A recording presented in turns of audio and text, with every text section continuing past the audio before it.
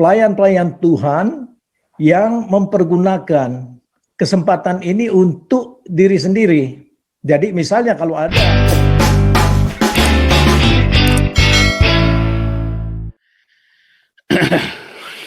Shalom Pak Pol. Shalom Pak Robert. Ya, selamat tahun baru untuk Selamat tahun baru Pak Robert. dan selamat malam di Indonesia. Terima kasih atas kesempatannya Pak Pol. Dan ini sangat penting kali ini kita bicara soal lingkungan gereja. Karena ya memang betul kita harus melihat fakta di mana banyak sekarang hamba-hamba Tuhan yang bukan lagi fokus kepada pelayanan itu sendiri. Banyak di antara mereka, ini tidak menuduh Pak ya, tapi ini fakta. Banyak di antaranya yaitu menjadi pendeta itu adalah profesi.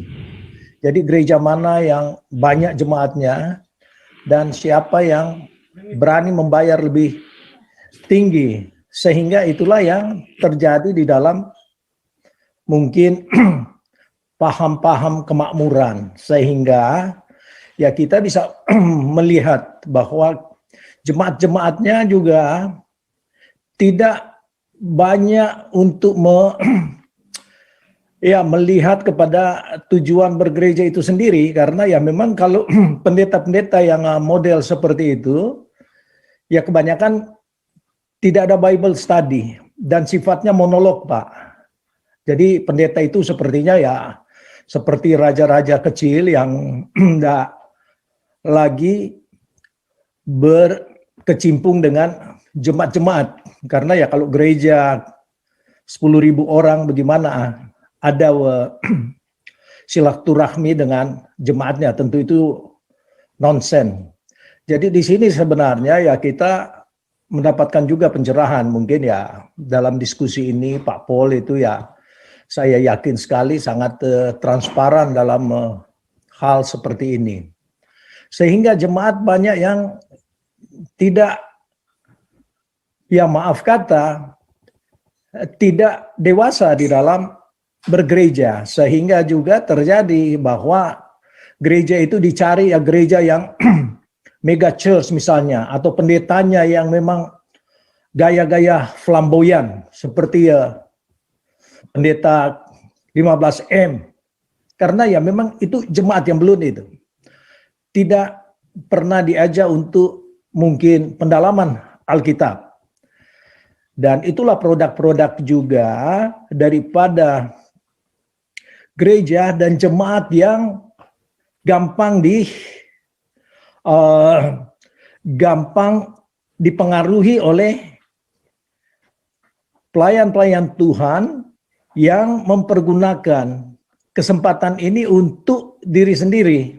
Jadi misalnya kalau ada jemaat yang agak kritis, ya justru ya kalau bisa dijauhi.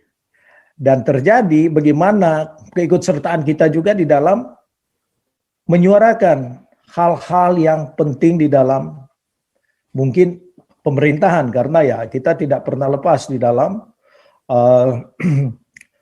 keinginan kita juga untuk melihat suatu keadilan.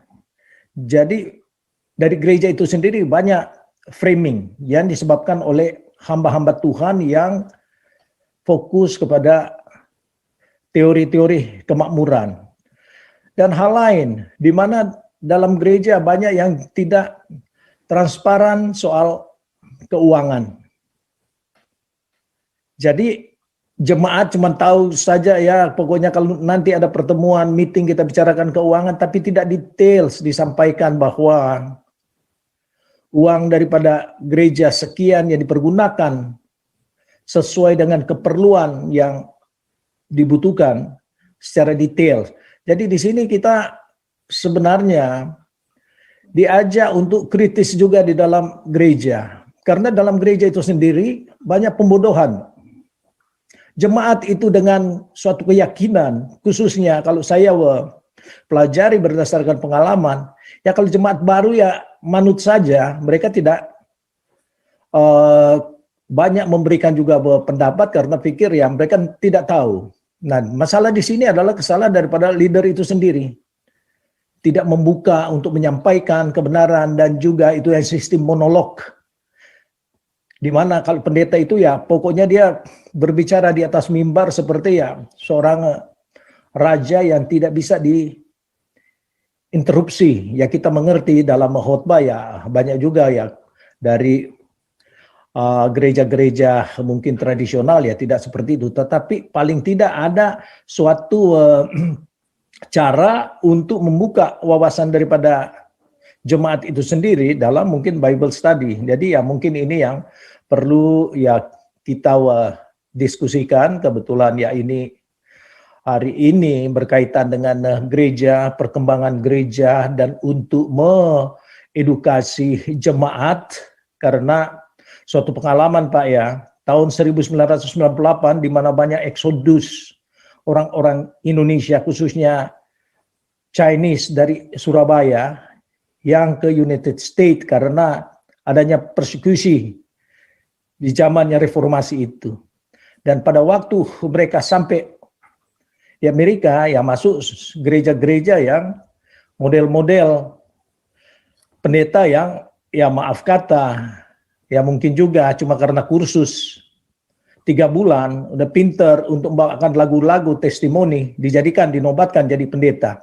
Jadi di sini adalah kelemahan-kelemahan di mana ya jemaat juga tidak ingin mencari tahu bagaimana sebenarnya menjadi orang Kristen yang bertumbuh, karena tanpa bertumbuh keimanan kita akan terbawa dengan ya semua pengaruh-pengaruh yang apa yang disampaikan oleh pendeta sepertinya semuanya sudah benar. Model di Amerika dulu ya Benny Hinn itu dianggap wah karena dia monolog apa saja dan bahkan membuat apa yang dia inginkan, tetapi ya Tuhan juga yang mencampakkan seperti itu. Dan banyak di kalangan juga pendeta orang Indonesia yang seperti itu. Jadi model flamboyan, bisa untuk mengadakan suatu miracle tanpa mereka melihat bahwa kehidupan kita bernafas setiap hari itu merupakan suatu miracle of God juga. Jadi di sini kematangan di dalam keimanan itu yang mungkin dibutuhkan oleh gereja-gereja yang akan menuju kepada suatu